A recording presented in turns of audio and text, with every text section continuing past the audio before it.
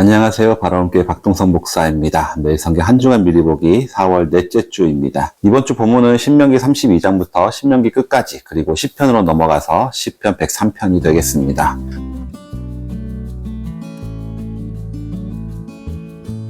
지난주 신명기 31장에서 하나님은 모세에게 노래를 만들어서 이스라엘 백성에게 가르치라 이렇게 명령하셨는데요.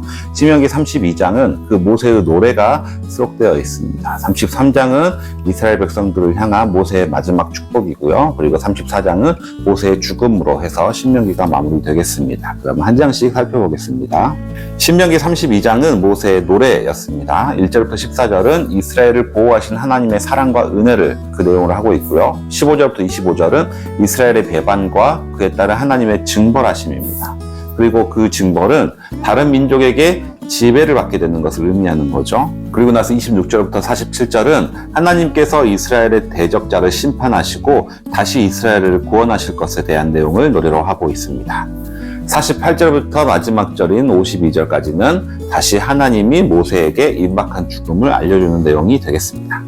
모세는 이스라엘에게 하나님과의 관계를 이렇게 묘사합니다. 첫째는 하나님은 이스라엘의 반석이 되신다. 그리고 이스라엘은 하나님의 분깃이 된다라는 겁니다. 즉 이스라엘에게 하나님이 필요할 뿐만 아니라 하나님에게도 이스라엘이 아주 중요한 존재라는 겁니다. 둘째는 하나님이 이스라엘을 광야로 인도하셨는데 그것을 독수리가 자기 새끼를 양육하는 방식으로 설명하고 있습니다. 즉 독수리는 일부러 자기의 보금자리를 어지럽혀서 새끼를 떨어뜨리게 되고요. 땅에 떨어지기 전에 날개로 받아서 다시 올려보냅니다. 그 이유는 새가 떨어지면서 스스로 날갯짓을 하게 만들기 위해서인 거죠. 이스라엘이 자기 스스로는 안전하게 느꼈던 이집트에서 광야로 나가게 하신 것을 독수리가 새끼를 보금자리로 밀어낸 것 같다고 설명하는 거죠.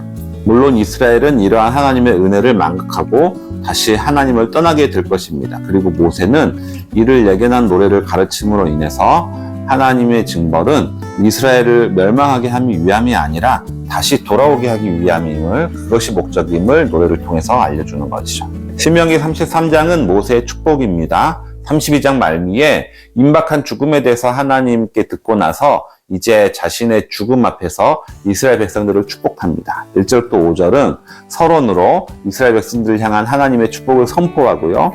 5절부터 25절은 각 지파별로 축복을 하게 됩니다. 마지막으로 26절부터 29절은 이스라엘이 가장 복된 민족임을 선언하면서 이 축복을 마무리합니다. 모세가 이스라엘 백성들을 축복한 이유는 자신의 인간의 한계를 인식했기 때문입니다. 자신은 이곳에서 죽고 앞으로 가나안 땅에 동행하지 못할 것이기 때문에 이스라엘 백성들을 마지막으로 축복하는 것이죠.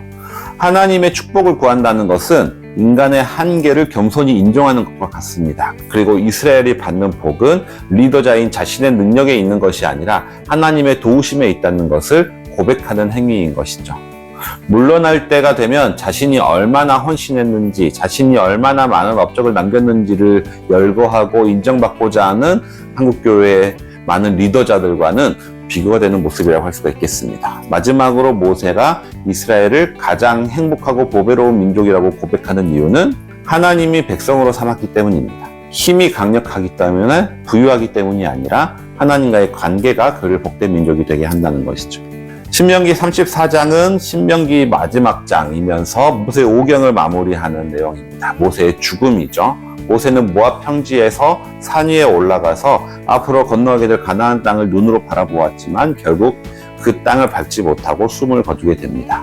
하지만 신명기는 모세가 새로운 지도자인 여호수아에게 안수하였고 여호수아에게 지혜의 영이 충만했음을 기록하고 있습니다. 신명기 34장은 모세가 얼마나 훌륭한 지도자였는지를 보여줌과 동시에 그럼에도 불구하고 이스라엘의 진정한 인도자는 모세라는 인간이 아니라 지도자에게 지혜의 영을 부어주시는 하나님이라는 것을 우리에게 알려줍니다. 그리고 이 말씀을 읽는 우리들도 우리가 속한 교회의 참 인도자가 누구인지, 그리고 우리가 속한 공동체의 머리가 누구인지를 다시 한번 깨닫게 되는 시간이 됩니다. 그럼 여기까지 신명기를 마무리하고요. 다음 주 마지막 본문이 시편 103편으로 넘어가 보겠습니다. 시편 103편은 다윗의 찬양시입니다. 1절부터 5절은 개인이 받은 은혜를 찬양하고요. 6절부터 19절은 이스라엘 민족이 받은 은혜를 찬양합니다. 찬양하는 이유는 4가지인데요. 첫째는 억눌린 자들을 위해서 공의를 세우셨기 때문에, 그리고 둘째는 이스라엘의 죄에 대해서 자비를 베푸시고 용서하셨기 때문에, 셋째로 연약한 자들을 긍휼히 여기셨기 때문에, 그리고 마지막으로 보좌에서 만물을 통치하는 분이시기 때문입니다. 그리고 마지막으로 20절부터 22절은 시편을 마무리하면서 모든 피조물들에게 하나님을 찬양하라 이렇게 초청하고 있습니다.